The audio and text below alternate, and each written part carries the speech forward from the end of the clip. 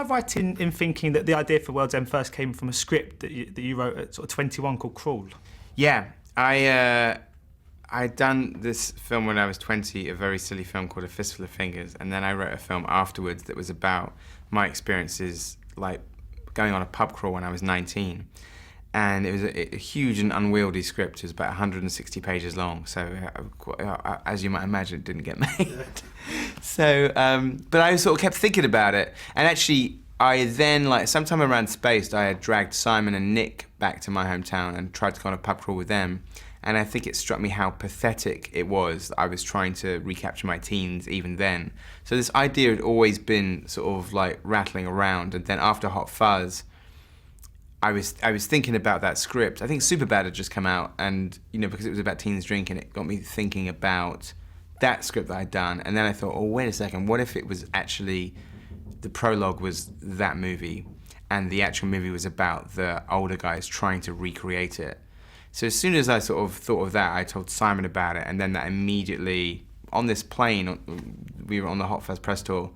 Immediately kind of came up with the story, really, because it's something that both of us, having come from small towns and moved to London, and then when we go back, it's always a bittersweet experience.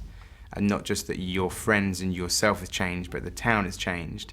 And so that then seemed to kind of fit perfectly in with like the idea of like, we like the sort of the quiet invasion sort of sci-fi genre. And so the idea of showing kind of like your hometown is different for a reason.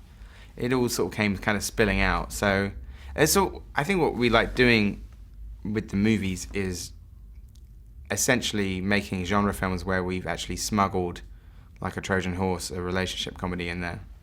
So have you got any other sort of gems from your youth that you'd like to, any other scripts that you reckon you might revisit one day? No, that's it. That really is it. That's the only other script I ever wrote. Yeah. So when did you decide to sort of make this a trilogy? When did that decision come about? I think at the end of Hot Fuzz, it seemed that like it was always the joke that it was a trilogy, and it came out of an interview where somebody said, "Oh, you've done Cornettos in 2 films. Are you going to make it a trilogy?" And I just said, "Oh yes, it's going to be like Krzysztof Kieślowski's 3 Colors trilogy." And then that was a joke, and then we started thinking about it. So maybe we should make it a trilogy. And I think really, aside from like fence jokes and ice cream, what they're all really about is about friendship, and then. They all have this strain, particularly this one, of being about perpetual adolescence. Shaun has to grow up, like Nicholas Angel has to kind of like meet somebody who's kind of like naive to become kind of human. And then this one, like, the villain of the piece is nostalgia itself, about one guy trying to drag his friends back into kind of like the hell of their teens, basically. I was just wondering as well, is it quite tough to sell this movie, but, you don't, without giving too much away, and how important is it people go to see this unaware? I think sort of in this, like, the truth is that trailers, in the 60s and 70s used to give everything away. If you look at the trailers for Dirty Harry or like Carrie. But I think, we couldn't do a Shaun of the Dead trailer without zombies, and in such we couldn't really do a trailer for this without showing the sci-fi element. But to be honest, like, that's not, it doesn't matter to me if the like, because it's not, that's 2 minutes of like a 108-minute movie.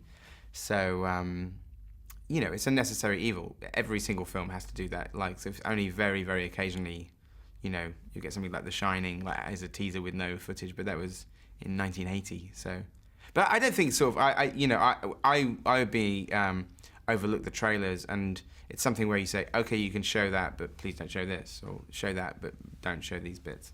I was just wondering as well, how much has changed from the 3 guys that first set out to sort of make Spaced, and when you were sort of the whole kind of dynamic and on the set, to you and Simon and Nick that set out to make The World's End? Was it very different at all?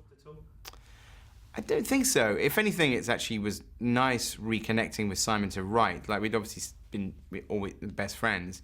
We had actually written together for a few years.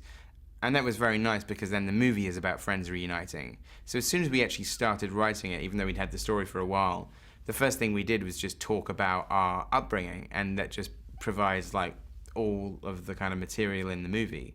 So what's been really nice about doing these films is to kind of make these films which have sort of got slightly bigger in scale each time, but they're all very personal. Even Hot Fuzz, which is kind of a very, a silly movie, has a lot of personal things in it for me.